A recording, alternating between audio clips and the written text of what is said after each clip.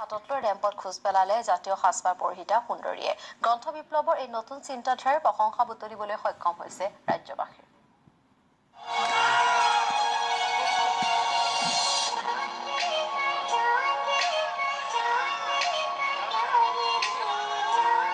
গ্ৰন্থ উৎসৱত কিতাপৰ ফেশ্বন শ্ব'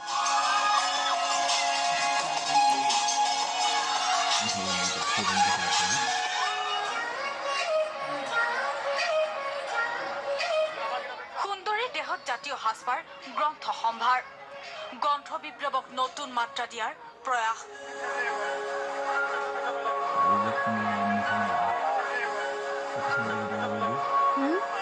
এক ব্যতিক্ৰমী চিন্তা আৰু প্ৰশংসনীয় পদক্ষেপেৰে আৰম্ভ হ'ল আন এক গ্ৰন্থ বিপ্লৱৰ। গ্ৰন্থ বিপ্লৱৰ এই নতুন চিন্তা চেতনাৰে অসমবাসীৰ দৃষ্টি আকৰ্ষণ কৰিছে ধেমাজি গ্ৰন্থ উৎসৱৰ আয়োজক সমিতিয়ে। হাতে হাতে কালজয়ী গ্ৰন্থ লৈ ৰেম্পত খোজ দিলে পৰম্পৰাগত অসমীয়া সাজপাৰ পৰিহিতা সুন্দৰীয়ে। অসমীয়াৰ হিয়াৰামতো সুধা কণ্ঠ ডক্টৰ ভূপেন হাজৰিকাৰ চিৰযুগমীয়া ব্যক্তিত্বৰ পৰা শান্তিৰ নোবেল বিজয়ী পাকিস্তানী যুৱতী মালালালৈ ইংৰাজী সাহিত্যৰ পৰা অসমীয়া সাহিত্যলৈ অধিকাংশ কালজয়ী আৰু মহান ব্যক্তিৰ গ্ৰন্থই স্থান পালে এই ব্যতিক্ৰমী ফেশ্বন শ্ব'ত। আমাৰ বৌদ্ধিক জ্ঞানৰ লগতে আমাৰ পৰম্পৰাগত সাজপাৰৰ লগতে আমি বৌদ্ধিক জ্ঞান অধ্যয়ন কৰাৰ মানসেৰে আমি ৰাইজক বাৰ্তা দিব বিচাৰিছোঁ। সেইকাৰণে আজি আমাৰ পৰম্পৰাগত সাজপাৰ পৰিধানৰ আমাৰ যি অনুষ্ঠান চলি আছে তাত প্ৰত্যেকৰ হাতত এখন এখন কিতাপ। আমাৰ অনুষ্ঠানটো সঁচাকৈ ব্যতিক্ৰমী।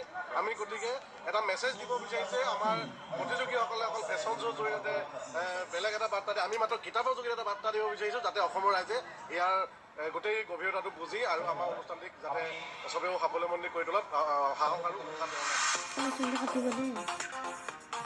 19 জানুৱাৰীৰ পৰা 28 জানুৱাৰীলৈ চলিব লগা ধেমাজি গ্ৰন্থ উৎসৱস্থলীত বুধবাৰে নিশা অনুষ্ঠিত হয় ব্যতিক্ৰমী ফেশ্বন শ্ব'য়ে আকৰ্ষিত কৰে উপস্থিত দৰ্শকসকলক।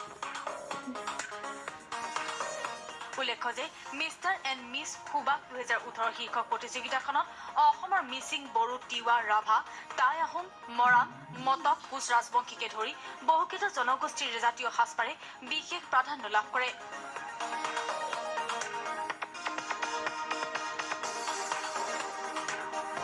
ধেমাজিৰ পৰা Mon Bikash Burhagohain, news 18 Assam north east.